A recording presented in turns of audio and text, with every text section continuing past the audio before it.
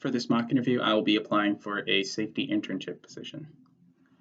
I began my journey into safety from a personal injury I sustained while working at the Milwaukee County Zoo. I was operating an electric pallet jack and I was not aware of my surroundings. I ended up getting caught between a pallet of water bottles and the electric pallet jack itself. Because of the nature of how they work, I wasn't able to pull down the lever far enough for it to be able to move, and I had to squeeze my foot out, resulting in me ripping out my toenail in the process. It gave me some firsthand sight of how it is to manage, investigate, and then follow up with control methods for incidents, and mine resulted with steel toe boots being required as part of the uniform. A few of my strengths are interpersonal skills, being able to work in a team, and leadership. A lot of those came from my time at Qdoba. I started off as a line cook, and being the hub of the restaurant, I had to communicate with the line servers and the managers as to when it comes down to food production, how much to make, what's needed on the line, is there anything that needs to be refreshed. And I also went ahead and, whenever I saw a customer, I wasn't trained at the time to be able to make their food. So I engaged with them and let them know that, someone's going to be on their way to help them, just so they felt acknowledged and didn't have the sense of, being ignored.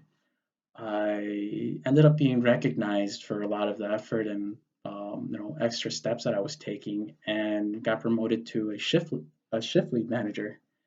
And with that, it came with a little bit more responsibilities and sort of putting myself also on the playing field with the rest of the staff. I made sure that the staff felt as if they had a support system.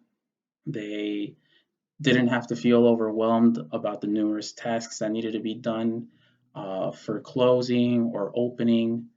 And I made sure to have a well-rounded team and being sure that we can all work together to make sure that these customers go ahead, leave happy, and return with future business. And with that, I helped out a lot of new opening stores, and I kind of exposed myself to the vice president and the president of the company. Being recognized by them, they invited me over to their Futures Leaders courses.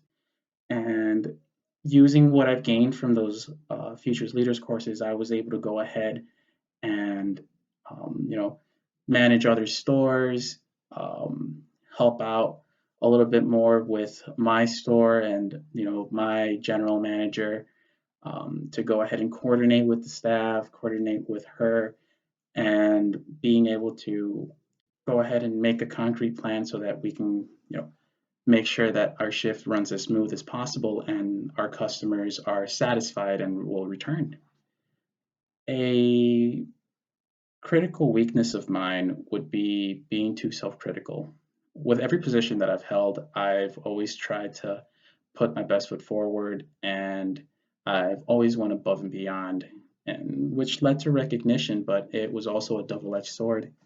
It ended up with me not feeling satisfied, or I would sort of feel disappointed in myself for not being able to complete what I wanted. Although what my supervisors wanted was already done, I felt like as if there was a void or I didn't do something right. And it took some time, but I've learned to sort of lighten up on myself and sort of put forward the interests of the supervisor and the task, because it I've learned it's a trial and error. And I found out that a lot of the staff that I was managing at the time sort of felt a little bit overworked with some of the additional tasks that I was delegating. And although it was for the greater good of the store and the cleanliness of the restaurant, it it sometimes was a little bit overkill. So I have learned to lighten up a little bit, but it's still something that I try to I try to work on, and trying to put the best foot forward. It can always be sink or swim. Um, I want to say that a successful team that I was a part of was the Whitewater location Qdoba staff. Being the general manager or being the assistant general manager, I made sure that we were all in the same playing field. Nobody was above another, and I've also put myself into the playing field as well. I went ahead and sort of picked up a more liberal leadership role. I tried to make sure that my staffs had some sort of autonomy in some of the tasks that they did. If they weren't too much in on mopping, I would ask them, okay, I will do the mopping, but can you go ahead and wipe down the tables or sweep for me so I can go ahead and get that done? It worked very well, especially when I went ahead and managed different stores. I was often looked as a substitute teacher, and with some of the policies that we have, with some of the things that we need to do with opening and closing, I try to find some middle ground and be able to work with them. A situation where there was conflict, it relates back to Qdoba. I had a line cook that was sort of disgruntled and putting off some negative energy out into the restaurant, making us all, feel it.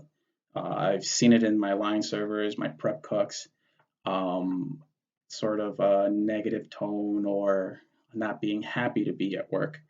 And I talked to him one on one and asked him, hey, something going on? Do you need a moment? You can go ahead and take a break. I'll pick up from where you left off, sort of lighten the load if it happened to be something outside of work. It, he didn't end up going with it, and it ended up progressing as the shift went on. He ended up pounding a pan of rice on the counter, and some of that rice ended up flipping through the barrier and hitting one of the customers. And at that point, I knew that I had to put my foot down and said, "Well, all right, your shift is over. Um, I can't allow for that type of behavior to be on be on the floor, especially when it's interfering with the rest of the staff, and especially with the customers themselves." So he ended up leaving, and it didn't have a really bright ending. He ended up resigning the next day, but I knew for a fact that it was the right step to take because I couldn't allow that sort of energy to be reflected onto the rest of the staff. I couldn't allow that to happen. It was sort of paying the price of him versus having to make sure that the rest of the staff was content, especially our customers. In 5 years, I see myself applying and going into grad school. I am definitely taking in the idea of pursuing a master's degree in industrial hygiene, but because of how long I've waited to graduate and how long I've been wanting to get into the field, I plan on being, a safety intern and then moving on to a safety specialist. And during some years of work, I would want to go ahead and return back to school to go ahead and get my master's degree. Um, Probably pursue it into a PhD and become a professor myself, as I think that it's a great idea to go ahead and train the future of the safety field with as much experience as I can gain with those 5 years prior to my master's and possibly my PhD right next to it. And I think I would be a great fit for the company because I not only offer some insight as to how it feels to be injured, I also have this big motivation and this uh, inner will to make sure that employees go ahead and go home the way that they came in, especially with the Hispanic and Latino community being bilingual. I want to be able to expand the reach of the safety program and include everyone because I don't think that a language barrier is necessary or should exist at all with some of these incidents and accidents that are occurring. So, with some of the like bilingual skills and some of the technology-based skills as well, running Microsoft Excel, PowerPoint. I feel that it would be a great fit when it comes down to training, as some of the training that I've had to do myself with new staff and current employees when it came down to new item rollouts would be very translatable into a safety position. And heavily,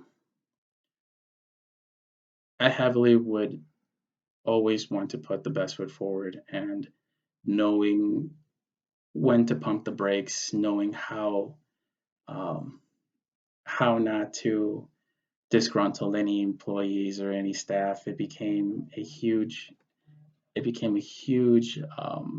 guess, motivator. So I thank you very much for your time. And thank you and have a great day.